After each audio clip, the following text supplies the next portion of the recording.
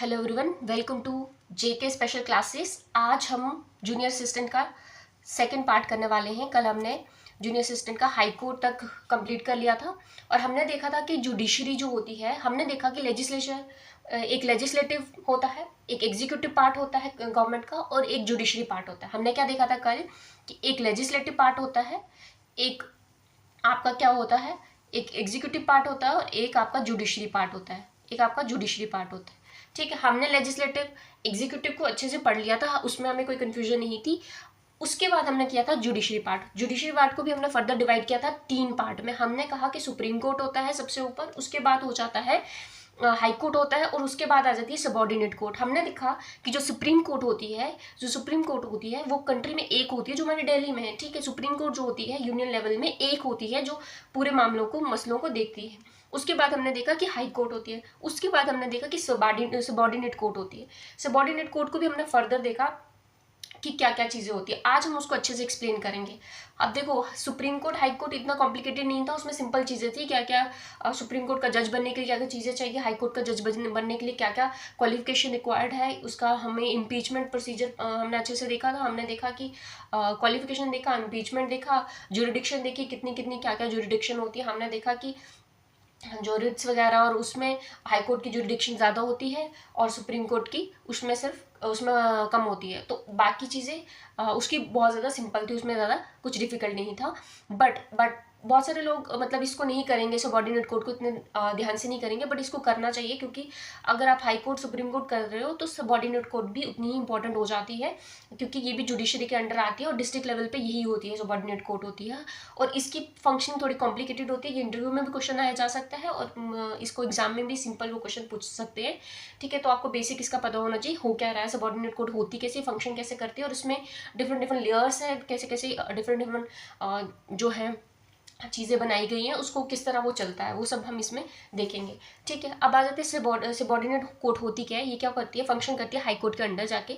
ये फंक्शन करती है सबॉर्डिनेट कोर्ट, डिस्ट्रिक्ट लेवल पे फंक्शन करती है ये हमने देखा। ठीक है, functions under the high court of A state. ठीक है, ये क्या लिखा है, कंसर्न्ड।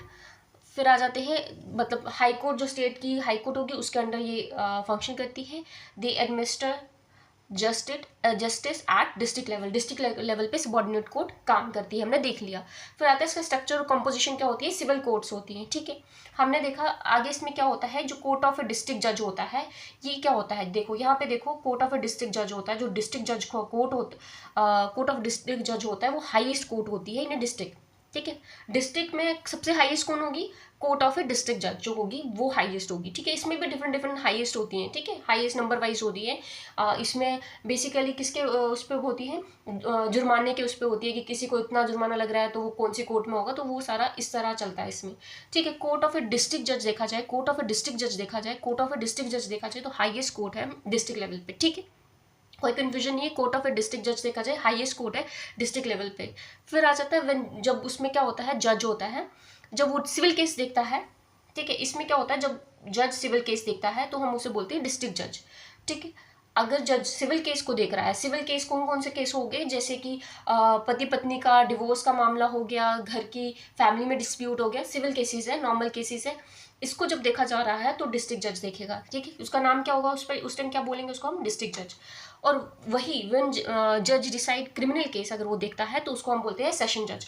ठीक है, अगर वही जो है जज क्रिमिनल केस देख रहा है, जब क्रिमिनल केस देखे जा रहे हैं तो उसको हम बोलते हैं सेशन जज। उसको क्या बोलते हैं, सेशन जज। उसको क्या बोलते हैं, सेशन जज, जब क्रिमिनल केस को देखा जाता है। ठीक है, इन केस क्या होता है, जुर्माना अगर 5,000 से ज़्यादा है केस कोई है, देखो हर केस में जुर्माना लगता है, जुर्माना होता है 5,000, 1,000, 2,000 इस तरह का अमाउंट सेट किया गया होता है। अगर 5,000 का जुर्माना लग रहा है तो उसका मतलब क्या होगा कि अब वो उससे 5,000 से ज़्यादा का जुर्माना है तो वो अगर पार्टी अगर सेशन कोर्ट के जो जज की जो है दलील, जो जज की जो आपकी वर्डिक्ट आई है उससे खुश नहीं है तो हाई कोर्ट में जाके अपील कर सकती है। ठीक है, 5,000 का जुर्माना लग रहा है तो वो क्या कर सकती है, अगर वो खुश नहीं है उसकी वर्डिक्ट से, किसके, सेशन कोर्ट के जज के, तो वो क्या कर सकती है, हाई कोर्ट में अपील की जा सकती है। ठीक है, ये चीज़ याद रखना, 5,000 का अगर जुर्माना लग रहा है तो वो क्या होगा, अगर खुश नहीं है पार्टी, वो मानती है कि उनके साथ नाइंसाफ़ी हुई है, तो वो क्या कर सकती है, हाई कोर्ट में जाके अपनी अपील कर सकती है। ठीक है, कोर्ट ऑफ ए सिविल जज क्या होता है, कोर्ट ऑफ ए सिविल जज होता है जब क्या होता है, जब केस, अब आ जाते हैं, पहले हमने पढ़ा कोर्ट ऑफ ए डिस्ट्रिक्ट जज, कोर्ट ऑफ ए डिस्ट्रिक्ट जज, क्या पढ़ा, कोर्ट ऑफ ए डिस्ट्रिक्ट जज। दूसरे में हम पढ़ रहे हैं कोर्ट ऑफ ए सिविल जज। सिविल जज का क्या होता है, कोर्ट ऑफ ए सिविल जज क्या होता है, जब हेयरिंग जो है इन्वॉल्विंग, उसमें कितना है 2000 से 5000 का जुर्माना है, ठीक है। कोर्ट ऑफ ए सिविल जज में कब जाएंगे, जब जो आपका जुर्माना है केस का वो 2000 से 5000 के बीच में। हमने कहा कि 5000 से ऊपर कोर्ट ऑफ ए डिस्ट्रिक्ट जज की बात करी, फिर उसके बाद हमने बात करी कि कोर्ट ऑफ ए सिविल जज का जो है केस कब जाएगा, जब 2000 से 5000 के बीच का जुर्माना है। कल मैंने मुंसिफ की बात करी थी, उसको भूल जाओ क्या होता है मुंसिफ। यहाँ पे देखो मुंसिफ क्या कोर्ट कौन सी होती है, जब जुर्माना 2000 से कम का हो, उसे हम मुंसिफ कोर्ट बोलते हैं, ठीक है। मुंसिफ कोर्ट पे के पास कौन सा केस जाता है, जिसका जुर्माना 2000 से कम का हो, ठीक है। याद रखना मुंसिफ के कोर्ट में कौन सा केस जाता है, ये पैसे के उस पे अमाउंट पे देख के जाता है केस कि अगर 2000 के कम का जुर्माना है, 2000 से कम का जुर्माना है तो जाएगा मुंसिफ कोर्ट में, ठीक है। सिंपल है। फिर आ जाता है क्रिमिनल कोर्ट पे आ जाते हैं। क्रिमिनल कोर्ट में क्या होता है, क्रिमिनल कोर्ट में जैसे हमने बात करी कि जब सिविल होता है तो उसको डिस्ट्रिक्ट जज देखता है, और जब क्रिमिनल केसेस आती है तो सेशन कोर्ट देखता है, सेशन जज होता है वो देखता है। तो हम देखते हैं कि क्रिमिनल कोर्ट में होता है कि सेशन कोर्ट होता है, ये हाईएस्ट क्रिमिनल कोर्ट होता है डिस्ट्रिक्ट लेवल का। सेशन कोर्ट जो होता है, कहते हैं ना कि केस है सेशन कोर्ट में से वर्डिक्ट है। बहुत बार न्यूज़ में भी आपने सुना होगा कि बहुत सारे जो केसेस होते हैं, रेप केसेस होते हैं या डिफरेंट केसेस होते हैं, क्रिमिनल बेस्ड केसेस होते हैं, तो वहाँ पहले केस कहाँ पे चलता है, सेशन कोर्ट में चलता है। तो जब सेशन कोर्ट में चलता है तो हम कहते हैं कि अभी सेशन कोर्ट में हम हाई कोर्ट में अपील करेंगे। तो ये सेशन कोर्ट मतलब क्या होता है, जो डिस्ट्रिक्ट लेवल का होता है, जो छोटा होता है तो डिस्ट्रिक्ट लेवल का जो होता है, बट डिस्ट्रिक्ट में ये सेशन कोर्ट जो होता है हाईएस्ट होता है। It is the highest criminal court होता है इन ए डिस्ट्रिक्ट, ठीक है। एक डिस्ट्रिक्ट में सबसे ज़्यादा बड़ा कौन सा होता है, सेशन कोर्ट होता है। It can award life imprisonment, ये लाइफ इम्प्रिजनमेंट भी दे सकता है, डेथ सेंटेंस भी दे सकता है, और subject conformation of high court की कॉन्फर्मेशन लेके ही डेथ सेंटेंस, और ये क्या दे सकता है, लाइफ इम्प्रिजनमेंट का भी इसके पास पावर है, ठीक है, देने की। क्या याद रखा हमने याद रखा क्रिमिनल कोर्ट जो होता है, क्रिमिनल कोर्ट में सबसे ऊंची सबसे बड़ी कोर्ट जो आती है वो सेशन कोर्ट आती है। हमने देखा कि जो सेशन कोर्ट आती है सबसे बड़ी, उसके पास पावर क्या क्या पावर होती है, उसके पास डेथ सेंटेंस देने की पावर होती है और लाइफ इम्प्रिजनमेंट की भी पावर होती है। बट ये कहाँ से कॉन्फर्मेशन कहाँ से लेता है, हाई कोर्ट से लेके ये पावर है इसके पास कि वो डेथ सेंटेंस भी और लाइफ इम्प्रिजनमेंट भी दे सके, हमने देख लिया इसमें। दूसरा हम आ जाते हैं court of a chief metropolitan. इसमें क्या है, अगर जो आपका court of a chief metropolitan, इसमें हमने क्या देखा कि फाइन अगर 5000 से, इसमें क्या होता है कि अगर केस जाता है, ठीक है, court of a chief metropolitan में केस जाता है तो फाइन 5000 तक का होता है, 7 साल इम्प्रिजनमेंट देने की पावर होती है इसमें, ठीक है। Court of a chief metropolitan में 5000 का फाइन देने की और 7 साल की इम्प्रिजनमेंट देने की पावर है इसके पास। ये भी क्रिमिनल कोर्ट्स के अंदर जो आ रही हैं कोर्ट्स, मैंने पहले बताया सेशन कोर्ट आती है, फिर court of a chief metropolitan आती है, फिर court of a first class magistrate आती है। फिर कौन सी कोर्ट आ जाती है, court of a first class magistrate आ जाती है। इसमें क्या होता है, 1500 का फाइन देने की और 3 साल की इम्प्रिजनमेंट देने की पावर होती है। क्या बोला हमने, court of a first class magistrate आ जाती है, उसमें सबसे बड़ी पावर क्या होती है, फाइन, ठीक है, उसमें सबसे बड़ी पावर होती है 1500। अब याद रखना फर्स्ट क्लास मैजिस्ट्रेट के पास अगर पूछा जाए क्वेश्चन, अगर पेपर में पूछा जाए, अगर वहाँ कोर्ट आपको इंटरव्यू में पूछा जाए, क्या पूछा जाए, court of a first class magistrate के पास पावर कितनी होती है, तो उसके पास अगर फाइन जो है 1500 का है और उसको 1500 फाइन लगाने की और ऊपर से 3 साल इम्प्रिजनमेंट देने की पावर होती है court of a first class magistrate के पास। Court of a second class magistrate के पास कितनी पावर है, उसके पास पावर है 1000 का फाइन, 1500 के बाद 1000, सेकंड क्लास आ गया तो 1000 हो गया। अब इसके पास 2 साल की इम्प्रिजनमेंट देने की पावर है, ठीक है। इसके पास कितनी पावर है, 2 साल इम्प्रिजनमेंट, 2 साल की जेल देने की इसके पास पावर है, ठीक है, जेल की सजा देने की पावर है। फिर आ जाता है court of A third class magistrate जो होता है वो कितना फाइन ले सकता है, 500 ले सकता है और 1 मंथ की जेल भी इम्प्रिजनमेंट भी दे सकता है। ये चीज़ें इसमें हमने देखी, ठीक है। हमने क्या क्या देखा, फिर से हम एक बार रिवाइज कर लेते हैं। हमने देखा कि सबऑर्डिनेट कोर्ट, हमने देखा पहले कि सुप्रीम कोर्ट और हाई कोर्ट को हमने अच्छे से पढ़ लिया था, उनकी हमने देख ली थी कि क्या क्या जुरिडिक्शंस उनमें आती है, जज की क्वालिफिकेशन क्या होती है, इम्पीचमेंट कैसी है, वो सारा प्रोसीजर हमने देख लिया था। उसके बाद हमारी रहती थी सबऑर्डिनेट कोर्ट। अब आ जाते हैं हम सबऑर्डिनेट कोर्ट। सबऑर्डिनेट कोर्ट होती है जो डिस्ट्रिक्ट लेवल पे होती है। डिस्ट्रिक्ट लेवल पे क्या होता है, सबॉर्डिनेट कोर्ट होती है, और सबॉर्डिनेट कोर्ट में भी आप देखोगे कि सिविल कोर्ट होती है और सेशन कोर्ट होती है। जब हमने देखा कि जो कोर्ट ऑफ डिस्ट्रिक्ट जज जो देखता है वो हाईएस्ट होता है, पहले तो वो हाईएस्ट हमने याद रखना है, कोर्ट होती है डिस्ट्रिक्ट लेवल। अब पूछा जाए इंटरव्यू में, जब पेपर में पूछा जाए कि जो आपकी डिस्ट्रिक्ट में सबसे बड़ी कोर्ट कौन सी होती है, कोर्ट ऑफ ए डिस्ट्रिक्ट जो जज होता है जहाँ पे बैठता है वो आपकी सबसे बड़ी कोर्ट होती है, और जो आपका सबसे उस मैटर देखा जाता है वो डिस्ट्रिक्ट जज देखता है। दूसरी बात हमने देखी कि अगर यही जज अगर क्रिमिनल मैटर को देखेगा तो उसे बोलेंगे सेशन जज। ठीक है, हमने कहा सेशन जज बोलेंगे। ठीक है, हमने देखा कि 5,000 पूछा जाएगा, 5,000 से ऊपर का फाइन होगा तो कहाँ जाएगा, उसके पास प्रावधान, उसके पास पावर है कि वो हाई कोर्ट तक जाए। हाँ, उसके पास पावर है, क्योंकि 5,000 से ऊपर का केस हो रहा है तो उसके पास पावर है कि वो हाई कोर्ट तक जाए। ठीक है, उसके पास आता है कोर्ट ऑफ ए सिविल जज। कोर्ट ऑफ ए सिविल जज में हमने क्या देखा, इसमें हमने देखा कि 2,000 से 5,000 का फाइन लग रहा है। ठीक है, कोर्ट ऑफ ए सिविल जज हमने देखा, कोर्ट ऑफ ए सिविल जज में 2,000 से 5,000।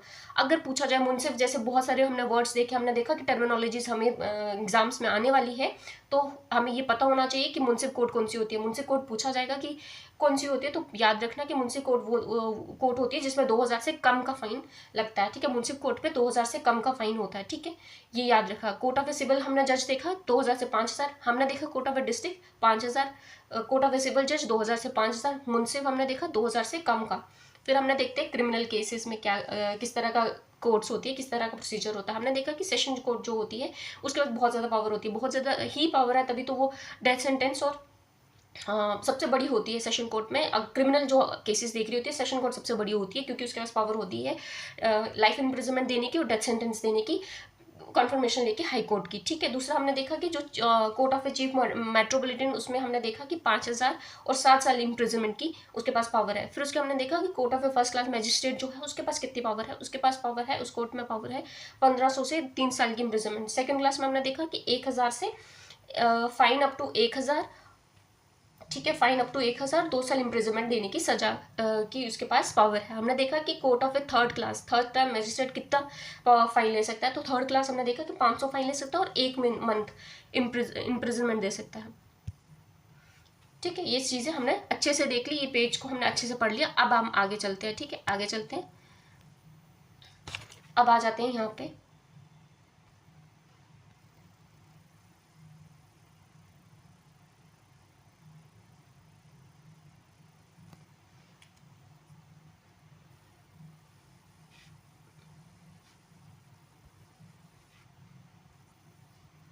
फिर आ जाते हैं court of revenue. Court of revenue में आ जाते हैं मैटर जो होता है, कोर्ट ऑफ रेवेन्यू को देखो, अच्छे से देखो।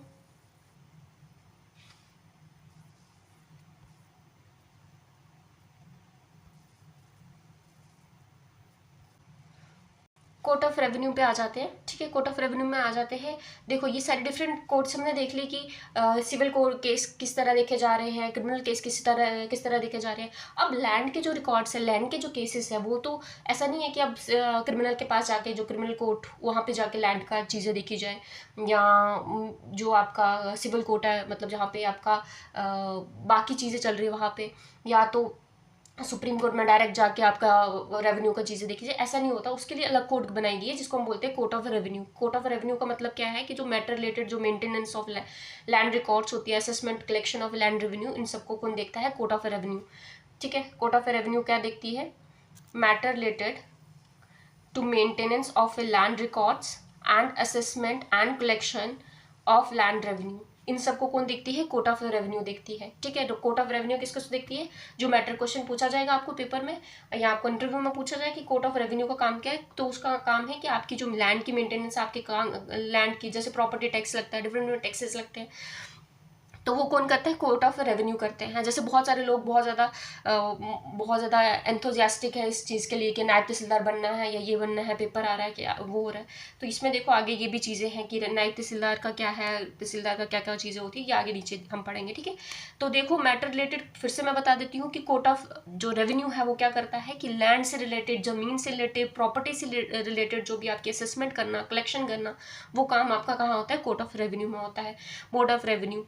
अब एक चीज़ याद रखना, ये पूछा जा सकता है, कमीशन कोर्ट जो होती है, कमिश्नर्स कोर्ट जो होता है, जो डिस्ट्रिक्ट जज होता है उसको डिस्ट्रिक्ट कमिश्नर की तरह भी काम करता है वो, ठीक है। डिस्ट्रिक्ट जज जो होता है वो डिस्ट्रिक्ट कमिश्नर की तरह भी काम करता है। फिर कलेक्टर्स कोर्ट होती है, तहसीलदार कोर्ट होती है, नायब तहसीलदार कोर्ट होती है। तो ये सारा, जैसे नायब तहसीलदार जो होता है, जो आपके गांव का, आपके विलेज का जो रिकॉर्ड होगा लैंड का, उसके पास सारा होता है, ठीक है। तो इस तरह डिफरेंट डिफरेंट ये इनके पास ओहदे होते हैं और इनके पास लैंड्स के सारे आपके रिकॉर्ड्स होते हैं, ठीक है। तो इस तरह लैंड्स के रिकॉर्ड्स होते हैं। जितना आपको पढ़ना चाहिए उतना मैंने बता दिया कि क्या क्या है इसमें। आपका लैंड से रिलेटेड, कोर्ट ऑफ रेवेन्यू में लैंड से रिलेटेड चीज़ें देखी जाती हैं, जो भी लैंड का, प्रॉपर्टी का काम होता है, ठीक है। अपॉइंटमेंट ऑफ ए डिस्ट्रिक्ट जज किस तरह होता है, ही इज अपॉइंटेड।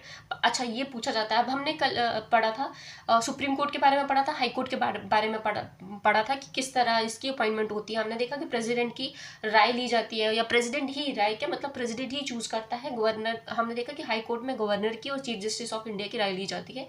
और सुप्रीम कोर्ट में क्या होता है कि प्रेसिडेंट चूज करता है। और होना क्या चाहिए, वो एमिनेंट जूरिस्ट होना चाहिए in the eyes of A president, मतलब वो बहुत ही नॉलेजेबल, बहुत ही ज़्यादा उसको ज्ञान होना चाहिए, तभी वो प्रेसिडेंट उसको चूज करेगा, ठीक है। तो ये सारी चीज़ें हमने देखी। बट हमने देखा कि हमें ये नहीं पता है कि जो हमारा डिस्ट्रिक्ट कोर्ट, जो सबॉर्डिनेट कोर्ट है, उसमें किस तरह अपॉइंटमेंट होती है, उसमें भी क्या प्रेसिडेंट अपॉइंट करता है या कि कौन अपॉइंटमेंट करता है, ये हमें नहीं पता था। आज उसके बारे में पढ़ते हैं कि कैसे अपॉइंटमेंट होती है डिस्ट्रिक्ट जज की। तो ठीक है, आ जाते हैं। ही इज अपॉइंटेड यहाँ पे आ जाती है by the governor of the state concerned in constitution with chief justice of high court, ठीक है। अब देखो यहाँ पे क्या होता है, गवर्नर का रोल आ जाता है, ठीक है। कि जो गवर्नर का रोल जो है, आपको कंफ्यूजन नहीं होनी चाहिए। जब हाई कोर्ट की बात होगी तो गवर्नर का रोल सिर्फ इतना ही है कि सलाह देना। किसको सलाह देना? प्रेसिडेंट को। बट जब आपका डिस्ट्रिक्ट का केस आ जाता है, तो कौन अपॉइंटमेंट करता है? गवर्नर। फिर उसके पास हाईएस्ट पावर आ जाती है, वो डिस्ट्रिक्ट जज को जो गवर्नर है वो चूज करता है। दूसरा क्या होता है कि ये chief justice of high court, अब यहाँ पे चीफ जस्टिस ऑफ इंडिया मत बना लेना, यहाँ पे chief justice of high court जो होगा वो इसको, chief justice of high court जो होगा वो हमारे जो भी जिसका स्टेट का चूज करना है डिस्ट्रिक्ट जज, या जिस डिस्ट्रिक्ट का करना है, तो उस टाइम किसकी सलाह ली जाएगी? Chief justice of high court की सलाह ली जाएगी। हाई कोर्ट की सलाह पर क्या बनेगा? चीफ जस्टिस बनेगा। फिर से याद रखना कि क्या होगा, गवर्नर चूज करेगा डिस्ट्रिक्ट जज को, और दूसरा किसकी हेल्प से करेगा? Chief justice of high court की हेल्प से करेगा। ही should have a experience of 7 साल। यहाँ पे पीछे हम पढ़ते आए थे हाई कोर्ट और सुप्रीम कोर्ट में 10 साल का एक्सपीरियंस होना चाहिए एज ए एडवोकेट, बट यहाँ पे 10 साल का नहीं, ज़रूरत नहीं है। यहाँ पे 7 साल का एक्सपीरियंस है तो चलेगा इन्हें। डिस्ट्रिक्ट कोर्ट में उसको 7 साल का एक्सपीरियंस होना चाहिए, ठीक है। हमने देखा कि एडवोकेट होना चाहिए, 10 साल का एक्सपीरियंस होना चाहिए। किस केस में देखा था? हाई कोर्ट और सुप्रीम कोर्ट के केस में देखा था। But in case of district जज, in case of a subordinate court, he should have experience of 7 years only, ठीक है। 7 साल का उसके पास एक्सपीरियंस होता है एज एन एडवोकेट। वो आपका बहुत ज़्यादा, मतलब उसमें 10 साल का ज़रूरत नहीं है, 7 साल का है तो ठीक है। ये चीज़ है। क्या याद रखना? अपॉइंटमेंट कैसी होगी? अपॉइंटमेंट गवर्नर करेगा। किसकी हेल्प से करेगा? Chief justice of high court की हेल्प से करेगा। और उसमें क्या उसमें चीज़ें चाहिए, क्या उसमें गुण होने चाहिए? उसको 7 साल का एक्सपीरियंस होना चाहिए एज एन एडवोकेट। कहाँ पे? डिस्ट्रिक्ट कोर्ट में 7 साल कोई एडवोकेट रहा होना चाहिए, तो ही उसको governor chief justice of high court की हेल्प से क्या करेगा? डिस्ट्रिक्ट का जज अपॉइंट करेगा, ठीक है। और अदर जजेस जो अपॉइंट होते हैं, ठीक है, एक तो वो बता दिया कि इस तरह जो मेन जज किस तरह अपॉइंट हो रहा है, ये सब जो अदर जजेस होते हैं वो किस तरह अपॉइंट होते हैं। अब देखो बहुत सारे चीज़ें हैं, लॉ के भी एग्जाम्स होते हैं, जैसे क्लैट और ये सारे डिफरेंट एग्जाम्स होते हैं लॉ के भी। तो इन लॉ के एग्जाम से बनता, मतलब बोलते हैं ना कि लॉ का एग्जाम दिया तो जज बन गए, तो जज किस तरह बनते हैं? यहाँ पे एग्जाम होता है, ठीक है। यहाँ पे कैसे जज बना जाता है डिस्ट्रिक्ट लेवल का? यहाँ पे होता है स्टेट पब्लिक सर्विस कमीशन की हेल्प से, जो मतलब एग्जाम क्लियर करता है, जो इंसान स्टेट पब्लिक सर्विस कमीशन को एग्जाम को क्लियर करता है, वो डायरेक्ट क्या बन जाता है? जज बन जाता है, ठीक है। तो ये सारी चीज़ें हैं इसमें हमने बताया। एक बार फिर से रिवाइज कर लेते हैं। हमने देखा कि कोर्ट ऑफ रेवेन्यू क्या होती है, जो रेवेन्यू के रिलेटेड चीज़ें देखती है, जो लैंड के प्रॉपर्टी के टैक्स के रिलेटेड चीज़ें देखती है, उसको कोर्ट ऑफ रेवेन्यू बोलते हैं। इसमें डिफरेंट बोर्ड ऑफ रेवेन्यू होता है, कमिश्नर कोर्ट होती है, कलेक्टर्स कोर्ट होती है, तहसीलदार कोर्ट होती है, नायब तहसीलदार कोर्ट होती है। और ये हायरार्की इस तरह चलती रहती है, जैसे नायब तहसीलदार विलेज से फिर आगे इस तरह आपके लैंड के रिकॉर्ड्स इन सबके पास होते हैं, ठीक है। फिर उसके बाद हमने देखा कि अपॉइंटमेंट डिस्ट्रिक्ट जज की किस तरह की जाती है। तो हमने देखा कि जो डिस्ट्रिक्ट का, जो स्टेट का गवर्नर होगा, वो किसकी हेल्प से? Chief justice of high court की हेल्प से डिस्ट्रिक्ट का जज को डिस्ट्रिक्ट के जज को अपॉइंट करेगा। उसके बाद देखा कि उसकी क्या उसमें गुण होना चाहिए, क्या उसका एक्सपीरियंस होना चाहिए। तो हमने देखा कि उसका 7 साल का एक्सपीरियंस होना चाहिए एज एडवोकेट डिस्ट्रिक्ट उसमें कोर्ट में, उसके पास 7 साल का एक्सपीरियंस है तो देन मोर देन इनफ है, तो वो किसी भी डिस्ट्रिक्ट के जज बनने के काबिल है। ठीक है। दूसरा हमने देखा कि अगर कोई डायरेक्ट बनना चाहता है तो किस तरह बन सकता है, तो हमने देखा कि स्टेट पब्लिक सर्विस कमीशन का एग्जाम देख के जो क्लियर करता है उसको डिस्ट्रिक्ट जज बना दिया जाता है। ठीक है। फिर हमने आगे इसमें अगले स्टेप में आ जाते हैं difference between the court of a district जज एंड ए सेशन जज। क्या मतलब होता है, हमने देखा हम ये तो पढ़ रहे हैं कि भाई डिस्ट्रिक्ट जज होता है, सेशन जज होता है क्या है। ठीक है। तो उसमें डिफरेंस क्या है, कोर्ट ऑफ ए डिस्ट्रिक्ट जज it is the highest civil court in the district. ठीक है। प्रिसाइडेड ओवर बाय डिस्ट्रिक्ट जज। ठीक है। जो हाईएस्ट सिविल कोर्ट होती है, सिविल कोर्ट जो सिविल मैटर देखती है, जैसे कि divorce, property related, different different जो सिविल मैटर है। प्रॉपर्टी रिलेटेड मतलब कि किसी के वहाँ पे दो लोगों में क्लैश हो रहा है प्रॉपर्टी से रिलेटेड या किसी तरह, तो उसको जो सिविल मैटर्स होंगे, फैमिली के जो प्रॉब्लम्स होगी उनको जो देखेगी वो हमारी कौन होगी, डिस्ट्रिक्ट, वो हमारी होगी कोर्ट ऑफ ए डिस्ट्रिक्ट जज। वो कौन सी होगी, हमारी सिविल कोर्ट होगी। सिविल कोर्ट मतलब सिविल केसेस देखेगी, जो क्रिमिनल केस नहीं होंगे, जो सिविल आपको पता ही चल जाएगा एग्जाम, मतलब आप देखो खुद ही डिफरेंशिएट कर सकते हो क्रिमिनल किस में आता है या सिविल किस में आता है। जो सिविल में आएगा तो वो हमारी कोर्ट ऑफ डिस्ट्रिक्ट जज देखेगी, और ये हाईएस्ट सिविल कोर्ट होगी डिस्ट्रिक्ट में, और ये सारी चीज़ें हैं। ठीक है। फिर आते हैं act as a deputy commissioner maintain law and order. हाँ, ये भी चीज़ याद रखना कि जो आपका ये जो डिस्ट्रिक्ट जज की हम बात कर रहे हैं, ये एक्ट करेगा कमिश्नर की द्वारा, जो डिस्ट्रिक्ट जज है कमिश्नर के द्वारा, लॉ एंड ऑर्डर भी इसके अंडर होगा। ठीक है। फिर कोर्ट ऑफ ए सेशन जज हमने देखा कि हाईएस्ट क्रिमिनल कोर्ट होती है, प्रिसाइडेड ओवर, यहाँ पे देख लो, ये आते हैं कोर्ट ऑफ ए सेशन जज। सेशन जज क्या होता है, it is highest criminal court होती है, प्रिसाइडेड ओवर बाय सेशन जज, does not perform administrative function. इसमें ये इसके पास एडमिनिस्ट्रेटिव फंक्शन परफॉर्म करने की पावर नहीं है। जैसे हमने बोला कि वो लॉ एंड ऑर्डर ये सारी चीज़ें परफॉर्म कर रहा है, ठीक है, डिस्ट्रिक्ट जज, बट जो सेशन जज का बंदा है, जो सेशन जज है, उसके पास पावर नहीं है कि एडमिनिस्ट्रेशन करे। ठीक है। एडमिनिस्ट्रेशन की पावर नहीं है उसके पास, ये सिंपल बात है। फिर आ जाते हैं बहुत इंपॉर्टेंट, लोक अदालत पूछी जा सकती है। लोक अदालत क्या है, या पूछा जा सकता है कि क्या होता है कि अगर छोटे मोटे केसेस हो रहे हैं या वो हो रहा है तो वो कहाँ पे जाएगा, या सबॉर्डिनेट कोर्ट में जाएगा, सेशन कोर्ट में जाएगा, सिविल कोर्ट में जाएगा।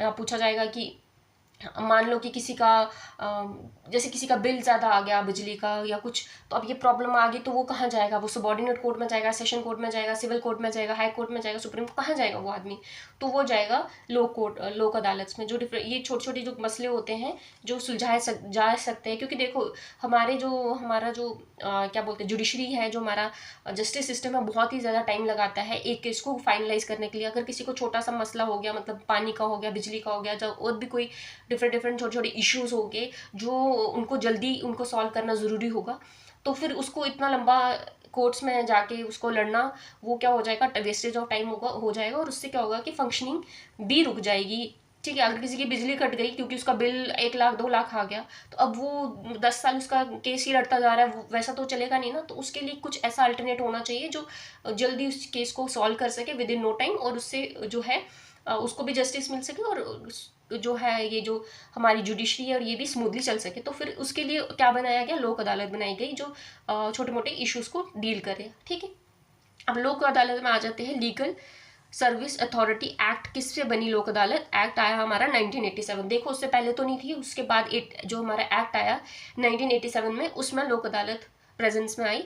ठीक है। अब ये क्या करती है, they are very popular and government department have started, क्या करना स्टार्ट कर दिया, इन्होंने क्या करना स्टार्ट कर दिया, जो गवर्नमेंट डिपार्टमेंट्स थे, जो इनके लोगों के साथ इश्यूज थे, उन्होंने लोक अदालत बिठाना स्टार्ट कर दिया। अब इसमें क्या होता है, डिस्प्यूट, जैसे छोटे छोटे डिस्प्यूट हो गए, 2 पार्टीज को बुलाते हैं, फिर उनके मसला देखते हैं कि क्या कौन सही है कौन गलत है, और फिर उसको विद इन नो टाइम उसको सॉल्व कर दिया जाता है। तो ये सारी चीज़ें लोक अदालत में होती है। ठीक है। दे आर वेरी पॉपुलर, अच्छा ये पढ़ लिया हमने। They help to settle dispute between families and friends and poor people can get justice on time. में ऐसा भी होता है कि क्या होता है कि किसी फ्रेंड्स में कि फैमिली में पर्सनल कुछ ऐसे डिस्प्यूट है, कुछ सुलझाई जा सकती है मतलब बात करके, या कोई आर्बिट्रेरी बीच में बंदा होगा, वो दोनों के केस, दोनों की बात सुन के उसको समस्या का हल दे सकता है। तो इसलिए ये बनाई गई लोक अदालत। ठीक है।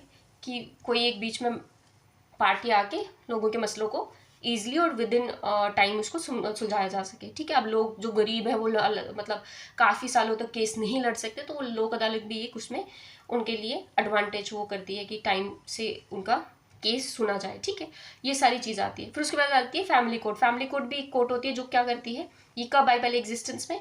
कोर्ट आई हमारी एग्जिस्टेंस में 1984 में आई। Settlement of dispute related to marriage and family affairs, ठीक है। एक तो कुछ बड़े इश्यूज हमने पहले बात करी, तो वो क्या होगा, वो सिविल कोर्ट में जा रहे हैं जो बहुत बड़े इश्यूज बन चुके हैं। बट फैमिली कोर्ट्स क्या होती है, जो डिस्प्यूट सेटलमेंट करनी है रिलेटेड मैरिज वगैरह फैमिली अफेयर्स के, तो उसको इससे फैमिली कोर्ट्स बनाई गई है। बट ये है कि अब देखो फैमिली कोर्ट्स पे ऐसे नहीं कि सब जगह बनाई गई है, ठीक है, सब जगह नहीं है, क्योंकि फिर तो सब जगह हो तो फिर तो सिविल कोर्ट इतना मतलब फैमिली कोर्ट्स में ही सारा कुछ हो जाए, है ना। ऐसा नहीं है, जहाँ पे पॉपुलेशन जो है प्रेजेंट है 10 लाख से ज़्यादा, वहाँ पे फैमिली कोर्ट्स बनाई गई है। बट अब ये बोला जा रहा है कि फैमिली कोर्ट्स सारी डिस्ट्रिक्ट में होनी चाहिए। तो क्या हमने समझा, इस ऊपर से हम फिर से इसको रिवाइज करते आते हैं कि क्या चीज़ें हमने देखी। हमने देखी पहले ये तो हमें पता चल गया ना, डिस्ट्रिक्ट जज और सेशन कोर्ट का डिफरेंस क्या होता है। जो सिविल मैटर देखता है डिस्ट्रिक्ट जज देखता है, जो सेशन कोर्ट है क्रिमिनल मैटर्स को देखती है। लोक अदालत हमने देखी कि बहुत सारे इश्यूज ऐसे होते हैं कि जो सेटल किए जा सकते हैं ऑन टाइम, बट हमारे मतलब अगर हम जो कन्वेंशनल जो है हमारा सेशन को सबॉर्डिनेट कोर्ट, फिर हाई कोर्ट और सुप्रीम कोर्ट, उससे थ्रू चलें तो बहुत टाइम लगेगा। तो उसके लिए हमने एक अल्टरनेट निकाला लोक अदालत का। लोक अदालत में क्या होता है, इश्यूज़ को टाइम में सॉल्व किया जाता है। जो छोटे छोटे इश्यूज़ हैं जिसमें इतना ज़्यादा कॉम्प्लिकेटेड नहीं है, तो उनको लोक अदालत में सॉल्व किया जाता है। फिर उसके बाद हमने देखा कि फैमिली कोर्ट्स होती है। फैमिली कोर्ट्स कौन सी डिस्प्यूट्स को हल करती है। हाँ, लोक अदालत का एक्ट पता होना चाहिए कि 1987 में लोक अदालत एग्जिस्टेंस में आई। एक्ट कौन सा था, 1987 का एक्ट था, उसमें लोक अदालत एग्जिस्टेंस में आई। फिर हमने देखा कि फैमिली कोर्ट कौन सी होती है। फैमिली कोर्ट हमने देखा कि जो 1984 में एग्जिस्टेंस में है, ये सेटलमेंट करती है फैमिली से रिलेटेड अफेयर्स को और मैरिज से रिलेटेड अफेयर्स को सेटल करती है। पर फैमिली कोर्ट अगर हमें पता होना चाहिए कि कहाँ पे होती है, जहाँ पे 10 लाख की आबादी है वहाँ पे फैमिली कोर्ट प्रेजेंट है डिस्ट्रिक्ट लेवल पे। बट हर जगह फैमिली कोर्ट आपको देखने को नहीं मिलेगी, ठीक है। ये सारी चीज़ें हमने इसमें कंप्लीट की। अच्छा, कल हमने परसों हमने पढ़ा था कि वो हाई कोर्ट कहाँ कहाँ है, मतलब 2-3 जगहों की हाई कोर्ट मिलके एक हाई कोर्ट बनाती है, जो 7th अमेंडमेंट 1956 के अकॉर्डिंगली हुआ था। बट हमने जैसे यहाँ पे लिखा है, देखो हाई कोर्ट कैसे, 2 स्टेट्स को मिलके एक हाई कोर्ट हो सकती है, एक स्टेट एक यूटी को मिलके एक हाई कोर्ट हो सकती है, 2 यूटी को मिलके एक हाई कोर्ट हो सकती है। ये डिफरेंट तरह से हाई कोर्ट हो सकती है। कहाँ कब पता चला था, मतलब कब एग्जिस्टेंस में आया था, 7th जो हमारी अमेंडमेंट हुई थी 1956 की, उसमें ये चीज़ लाई गई थी, ठीक है। अब हमने कल एग्जाम्पल दी थी, वो एग्जाम्पल में थोड़ा एरर था। यहाँ पे देखो कि पंजाब है ना, पंजाब हरियाणा, ये जो चंडीगढ़ है, ठीक है, पंजाब हरियाणा स्टेट और ये चंडीगढ़ यूटी, इसकी हाई कोर्ट एक है, ठीक है, इसकी हाई कोर्ट एक है। फिर आ जाते हैं मुंबई की, दादरा नगर हवेली, दमन दीव, गोवा, महाराष्ट्र, यहाँ की हाई कोर्ट मुंबई में है, ठीक है, मुंबई में है, एक हाई कोर्ट है। केरला में जो हाई कोर्ट है वो किस किस जगह की, केरला की और लक्षद्वीप की। चेन्नई में जो हाई कोर्ट है तमिलनाडु की है, पौंडीचेरी की है। गुजरात में हाई कोर्ट है, सॉरी गुवाहाटी में हाई कोर्ट है, वो मिजोरम है, असम है, अरुणाचल प्रदेश है, नागालैंड की है। हैदराबाद में है तो वो कहाँ, आंध्र प्रदेश की है, आंध्र प्रदेश की है। और कहाँ की है, आंध्र प्रदेश की है। और आपकी आ जाती है तेलंगाना की आ जाती है। कोलकाता में हाई कोर्ट कहाँ की है, कोलकाता और नागालैंड, और ये क्या बोल रही हूँ मैं, कोलकाता की आ जाती है और अंडमान निकोबार की आ जाती है, ठीक है, अंडमान निकोबार की आ जाती है, ठीक है। ये डिफरेंट हाई कोर्ट्स का भी इसमें याद रख लेना, क्वेश्चन पूछा जा सकता है, पेपर में भी आ सकता है कि कौन कौन सी जगह के हाई कोर्ट सिमिलर एक है, मतलब एक हाई कोर्ट किस किस जगह को मिला के है, मतलब इस तरह पूछा जा सकता है। तो एक बार फिर से इसको रिवाइज कर लेते हैं कि पंजाब की आपकी आ जाती है हरियाणा, पंजाब और चंडीगढ़ की एक है, मुंबई की आपकी दमन दीव हवे जो है दादरा नगर हवेली है, और गोवा महाराष्ट्र है, केरला की केरला लक्षद्वीप है, चेन्नई के हमें तमिलनाडु पौंडीचेरी है, गुवाहाटी के मिजोरम असम अरुणाचल प्रदेश और नागालैंड है। और इसमें और भी ऐड हुई होंगी तो वो आप देख लेना एक बार खुद, और खुद इसको एक बार इसको भी याद कर लेना, क्वेश्चन पूछा जा सकता है। जैसे जम्मू कश्मीर और लद्दाख की एक हाई कोर्ट है, कोलकाता की कोलकाता और अंडमान निकोबार है, और हैदराबाद की आंध्र प्रदेश और तेलंगाना है। तो ये एक बार खुद से इसको देख के फिर जाना, ठीक है, ये क्वेश्चन आ सकता है। तो ये सारी चीज़ें हमने इसमें पढ़ी, सबऑर्डिनेट कोर्ट हमने खत्म कर दिया। हमने कहाँ से स्टार्ट किया, हमने पिछले जो हमारा वीडियो था उसमें जो हमने लेक्चर पढ़ा उसमें क्या पढ़ा था, हमने हिस्ट्री पढ़ी थी, तो किस तरह मतलब कॉन्स्टिट्यूशन एग्जिस्टेंस में आया, कॉन्स्टिट्यूशन का मतलब क्या था, गवर्न करना था। हमने देखा कि अंग्रेज जब देश में आए तो पहले तो वो ट्रेड करने आए, जैसे जैसे उनके पास पावर आने लगी तो उनको अब पावर जब मिल गई तो अब वो रूल करना चाहते, तो उन्होंने एक नया सिस्टम लाया जो एक्ट्स और ये सब चीज़ें लाई, जो वहाँ पे उस टाइम इम्प्लीमेंट, उस टाइम वो अंग्रेज़ों के मतलब ब्रिटेन में जो चलता था वैसे ही सिस्टम यहाँ पे लाया, एक सुप्रीम कोर्ट लाया, और इस तरह यहाँ पे गवर्न करने लगे। सुप्रीम कोर्ट कैसा आया, रेगुलेटिंग एक्ट 1773 जो था उसके उस पे बना सुप्रीम कोर्ट, और जब बना था उस time Warren Hasting governor general of Bengal थे, और एग्जिस्टेंस पे कब आया था, 1774 में आया था, कलकत्ता में आया था। फिर इस तरह हमने देखा कि सुप्रीम कोर्ट इस तरह बना। फिर उसके बाद हमने कुछ एक्ट्स देखे, डिफरेंट एक्ट्स लाए गए, और वो एक्ट्स जाते जाते जाते जाते जब वो डिफरेंट चेंजेस होने लगे, और एंड में 1935 का गवर्नमेंट ऑफ इंडिया एक्ट आता है, जो कि बेस बनता है हमारे कॉन्स्टिट्यूशन का। स्टिल बहुत सारी चीज़ें जो है, बहुत सारी चीज़ें कहाँ से ली गई है, गवर्नमेंट ऑफ इंडिया एक्ट से ली गई हैं। फिर उसके बाद हमने देखा कि ठीक है, गवर्नमेंट ऑफ इंडिया एक्ट तो हमें समझ आ गया, वहाँ से बहुत सारी चीज़ें ली गई, वो भी हमें समझ आ गया।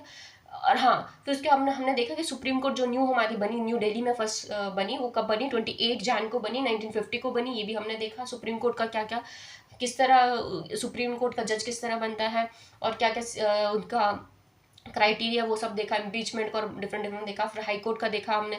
फिर उसके बाद हमने देखा सबॉर्डिनेट कोर्ट। अब ये सारा आपका कंप्लीट हो गया, यहाँ तक बहुत सारी चीज़ें मैंने कंप्लीट करवा दी। अब नेक्स्ट लेक्चर पे हम करेंगे कि जम्मू कश्मीर का बैकग्राउंड देखेंगे, हिस्ट्री देखेंगे, किस तरह जम्मू कश्मीर में हाई कोर्ट जो है कोर्ट सिस्टम आया, कब आया, और इसका बैकग्राउंड कहाँ था, किसने इंसिस्ट किया, और ये महाराजा कौन से महाराजा थे जब ये चीज़ें इंप्लीमेंट की, जब ये चीज़ें लाई गई, और उनके बाद हम अभी तक का जम्मू कश्मीर का हिस्ट्री पूरा देखेंगे। जब वो कंप्लीट हो जाएगा हमारा जम्मू कश्मीर का हिस्ट्री,